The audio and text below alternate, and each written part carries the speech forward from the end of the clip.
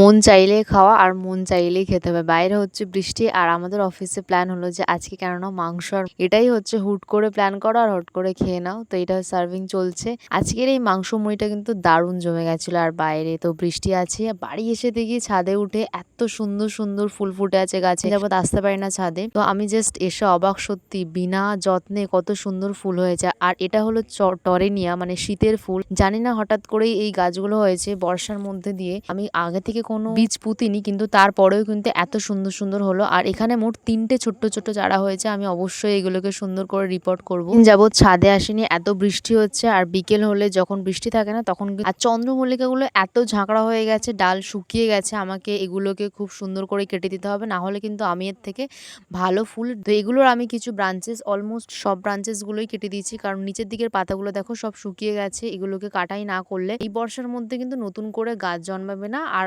গাছের অবস্থা খুব খারাপ হয়ে যাবে। ফুল পেতে চাইলে এখন থেকে কিন্তু গাছের যত্ন নিতে হবে, নাহলে পরবর্তীকালে গিয়ে আমরা শীতকালে ফুল পাবো না।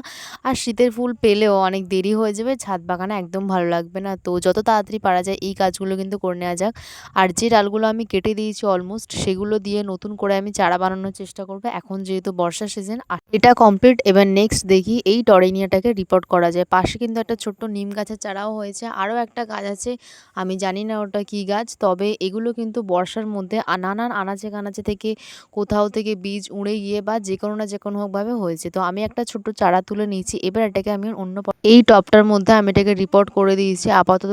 আর এর আশেপাশে আবারও দেখুন অনেক আগাছা জন্মেছে, যেহেতু এখন বর্ষাকাল। এটাও একটা ছোট্ট চারা, আমি জানি না এটা কি গাছ, যেহেতু এর আগে ওই একই জায়গাতে দুটো চারা হয়েছে। আমি এগুলোকে অনেক দিন ধরেই রিপোর্ট করব ভাবছিলাম, কিন্তু করা হয়নি। দেখি পাশ থেকে একটা গাছ কিন্তু শুকিয়ে মারাও গেছে। এই গাছের নাম তোমরা যদি জেনে থাকো তাহলে। সব করতে করতে প্রায় সন্ধ্যা হয়ে গেছিলো, আমি ফ্ল্যাশ লাইট জ্বালিয়ে শেষে ভিডিও করছিলাম। তারপরে আর কি সন্ধ্যার জন্য চা বানিয়ে নিয়েছি আর এই সামান্য একটু মুড়ি মাখা। সন্ধ্যাবেলা আমি আর মা চা খেতে খেতে একটু নিউজ দেখি। এই টাইমটাকে আমি ভীষণভাবে এনজয় করি। সত্যি বলতে মায়ের সাথে সারাদিন তেমনভাবে কথা হয়ে ওঠে না, এই সময়টুকুই হয়। আর তারপরে আমি যখন ছাদে এসে ভিডিও করছি, ছাদে বসে বসে আমি জাস্ট পাশ দিয়ে এত সুন্দর হাওয়া আসছিল। আর তার সাথে সাথে এগুলো কি দেখতে পাচ্ছ বলো তো, এগুলো হচ্ছে মাধবীলতা ফুল গাছ, যার এত সুন্দর